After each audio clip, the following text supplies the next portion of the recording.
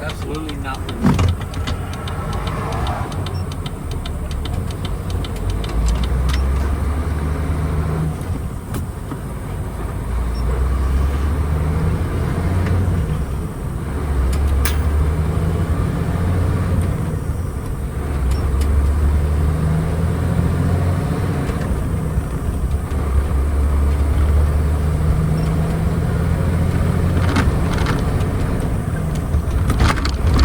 Officially down 5 kilos, eh, since stopping the sugar Yeah, and eating shit.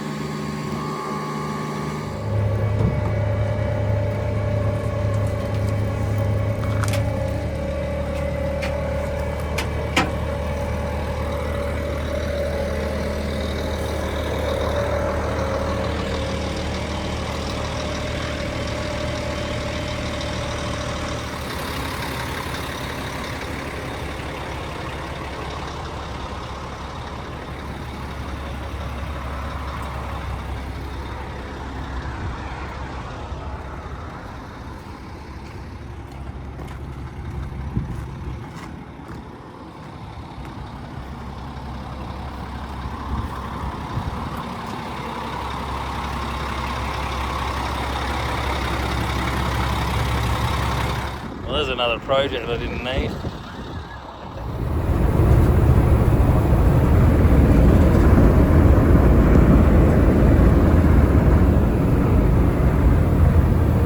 Righty, it's been a little bit. Welcome back to Uncle Brent's shed. As you can see, I've acquired another vehicle that I don't need. But when you get something that's priced right, realistically priced, instead of overpriced. Ooh, shivers. Yes, actually realistically priced, not overpriced, and in good condition. Of course, you make the wrong decision and you purchase it. So I'm just going to do a quick walk around on it and we'll start it up. It does run. I've already had it running, but I'll just reenact the old will it start. That's what people like, apparently. Right, haven't done any research year-wise. I know it's a Dodge AT4. It's a bigger version. I do have a 500 Dodge as well with a 318 in it. This has a slant. 12,500 pound truck, running 17-inch wheels. That's 700. Oh, that's got 750 tire on it. Massive alloy tray. No idea what I'm doing with it. Like I said, it was cheap. Too good to pass up. Even if it's just a yard hack around here. The other thing is too, no brakes, no clutch, so I can only imagine what that's going to cost to remedy. I mean, you can drive them around here with no brakes because they've got real awesome hand brakes on the back of the gearbox. 4-speed gearbox. The cab itself is in really good condition. Normally these cab corners and roof gutters, they're all rotted out. These A-pillars, they're like triple skinned, and they're all normally puffy and busting out. Obviously it's got rust there, but that's an easy fix. Has had patches in the floor, which is only flat stuff anyway. Bit of a hole there. The old bench seat with the adjustable recliner. They all seem to be missing that glove box in the center there. I don't think I've owned one that has a working window regulator. I tried winding it up when we picked it up and it was just grinding gears. But yeah, generally that cab is in real good order.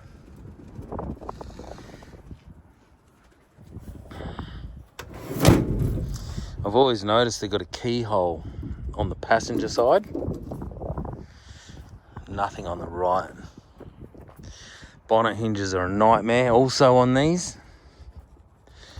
Actually, I'll go get some oil in a minute. We'll give them a lube. No keyhole on the driver's side. Fuel neck.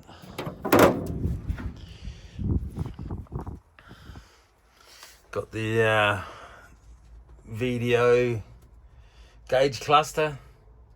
Oil pressure works. Amps work. I didn't have it run on long enough to see if the temperature worked, but I can't see why not.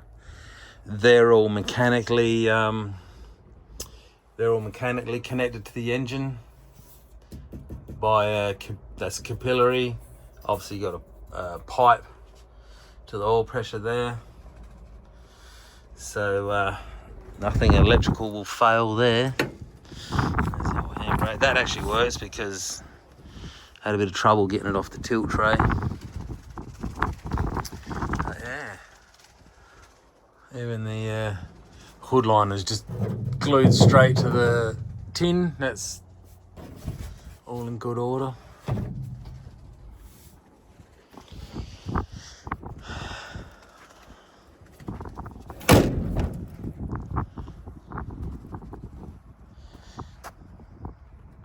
Was actually a Golden North truck.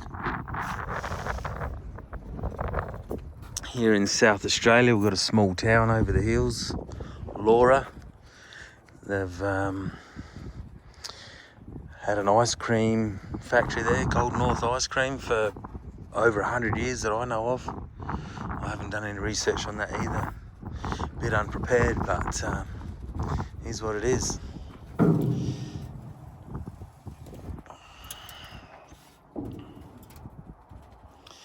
As you can see, I'll get some oil in a minute. We'll oil these up, but the bonnet's already been repaired, which is good, because this all cracks here and flexes and whatnot.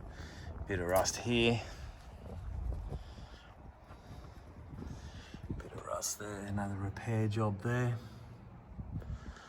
But generally, that used to be a Chrysler related sticker here. Bit of information. Yeah, so we've got 12,500 pounds. I think you roughly halve that these days to tons. But yeah, it says AT4 1/475. Number 234. That's probably just a serial number, I'd imagine. So these cylinders here, brake and clutch, neither of those work. They're probably going to cost $300 to $350 a piece to get overhauled. So yeah, that's obviously not going to happen straight away. Now that slant supposedly has been rebuilt at some point. Obviously it's been out because that engine should be yellow, and it's now a nice metallic blue. And yeah, still running the nice stock little single barrel carby, all bath filter. I think there's an issue with the fuel pump, I reckon the fella said that I got it from. It's still down there, but yeah, we'll oh.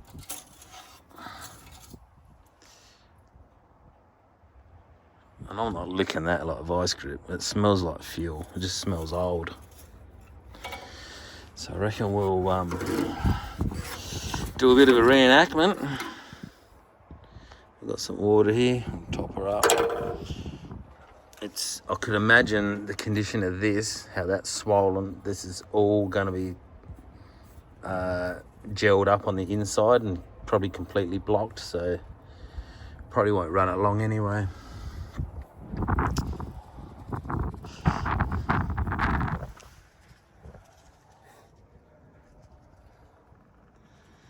Nice solid chassis. Sits a bit high for my liking, but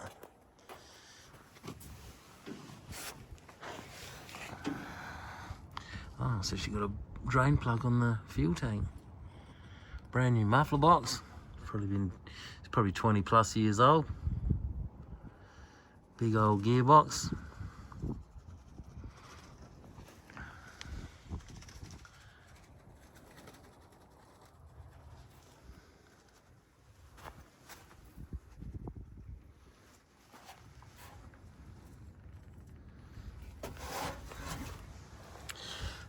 That's interesting, didn't see that before. Big old weld. Same on the other side. Might have lopped a bit off of it.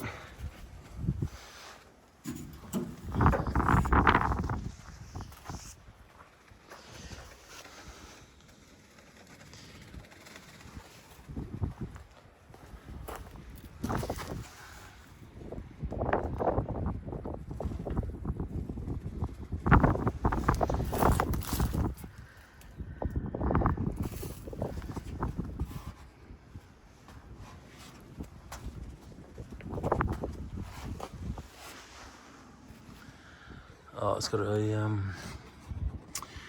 vacuum brake booster setup thing there as well. So that'll probably need overhauling, I'd imagine. It's gonna end in disaster, I can tell that. Oh, shivers.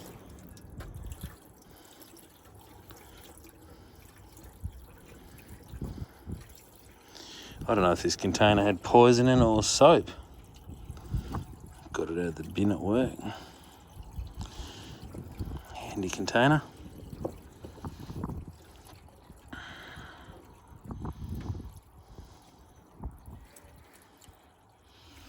Oh, that's perfect.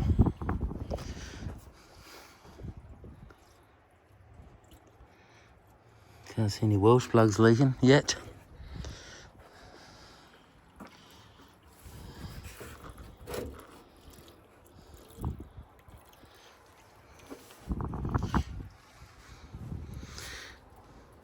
The water pump didn't sound noisy when I had it running, so hopefully that's okay for now. I don't mind putting a new one on it.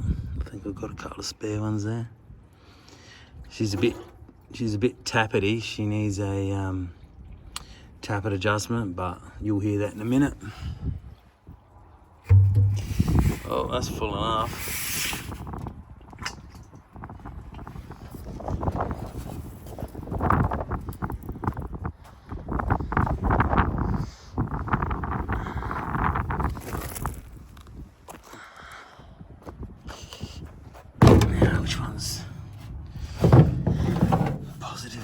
Again, that's positive there.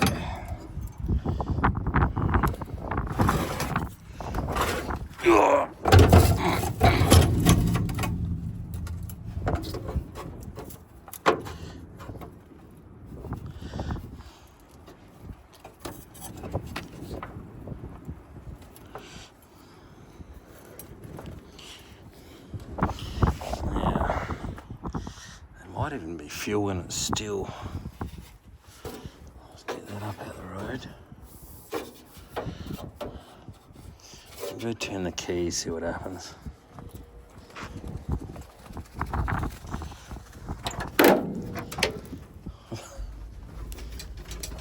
Oh, pardon me.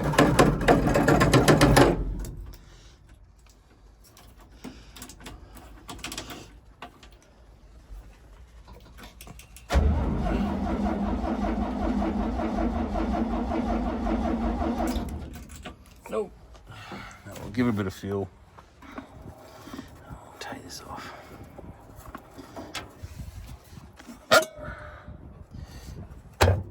Alright. Put that off. I don't know what's holding this base on. She's a bit... There you go. Wow. That's...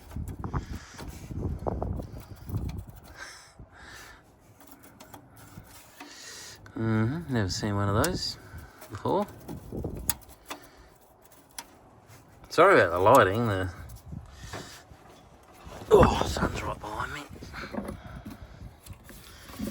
Bit of two-stroke. The old chainsaw. Oh, hell yeah.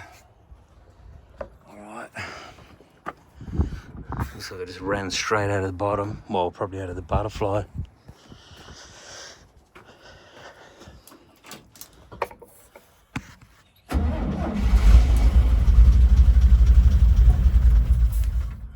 £40 of pressure straight away. Alright, I might see if I can wangle a bit into here and go find a little funnel, fill that carb out so I can get it running longer. Typical wind, like this is my Saturday sleep-in morning. Obviously look out the window at 7 o'clock in the morning, it's absolutely glorious. Step outside, 3 hours later, and Gale Force winds. No, not quite.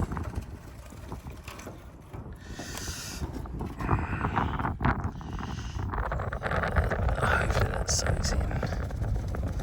Doesn't really matter. Just noticed something. Those hinges are they interchangeable? They look the same. There's not left and right there, they're like both lefts. I have to go look on the other two Dodges.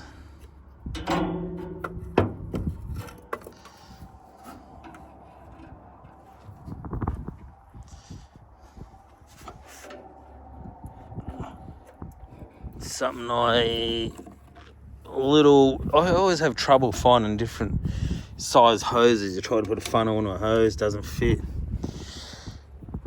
That's a spark plug boot. Now I went from this funnel, which was oversized, to a smaller hose. I can't remember what it was on, and just use a spark plug boot as an adapter. That's probably not going to work with me now, but that's just a little bit of a tip.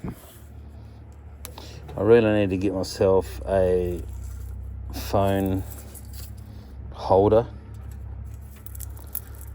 I've only got my dodgy phone stand, but I need one of those magnet bases, you know. Forget what they're called. Now, that's probably going to go inside there anyway. Oh, maybe not.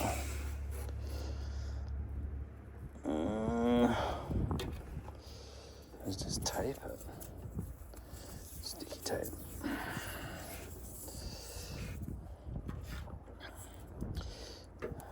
It's not what do you call it? It's only temporary anyway.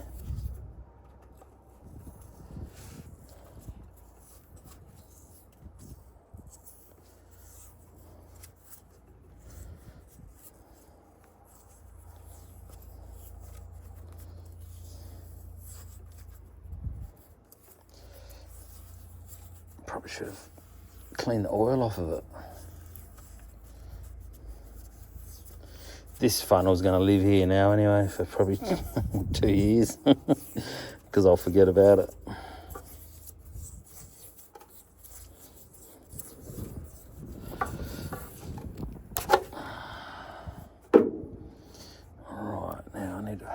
somewhere.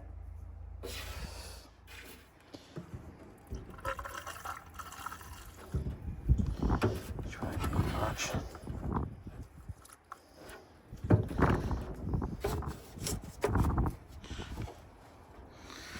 Right. Here's that key again.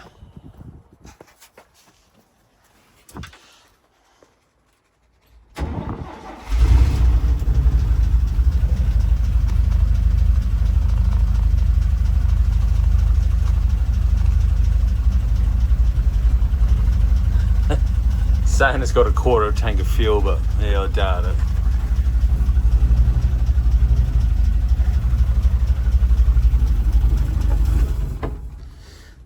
She doesn't like it. Obviously, the accelerator pump's not working.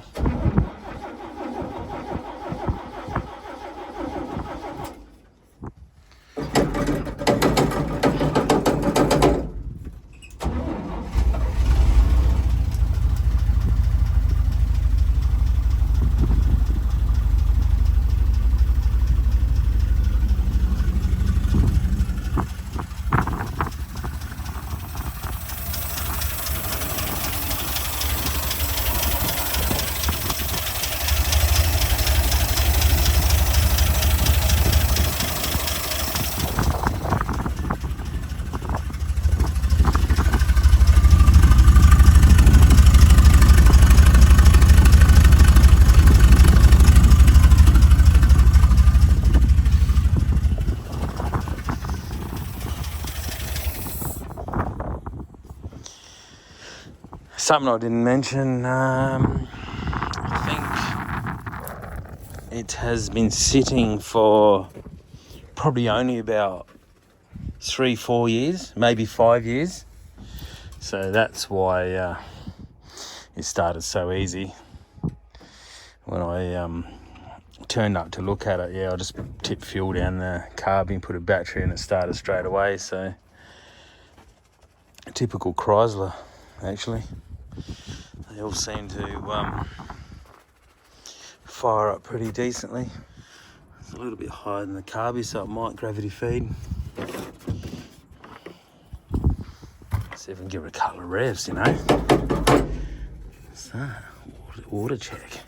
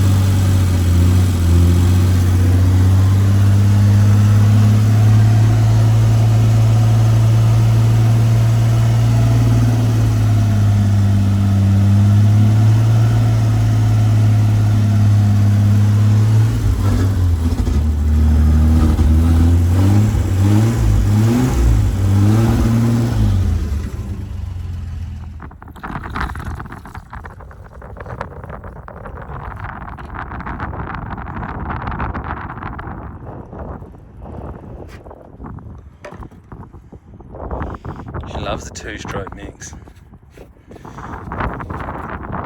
A little bit of cylinder lube.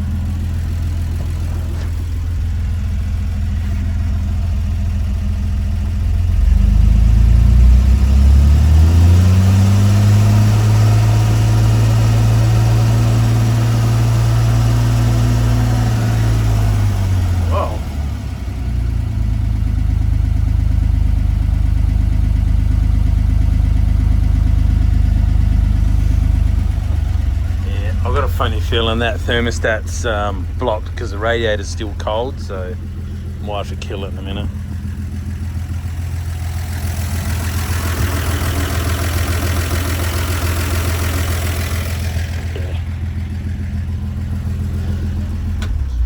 Yeah, I can feel that top radiator hose is gurgling, so oh yeah, she's climbing now.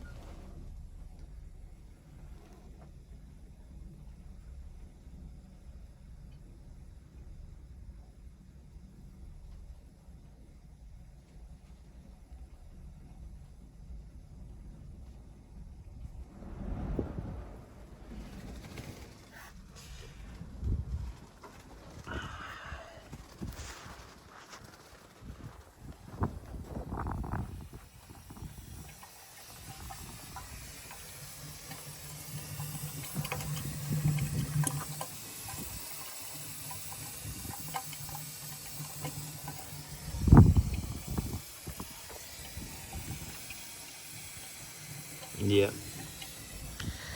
So, obviously before I run it next time for too much longer, I'll buzz that thermostat housing off, and I'll probably just cut up a Falcon hose or something to suit that.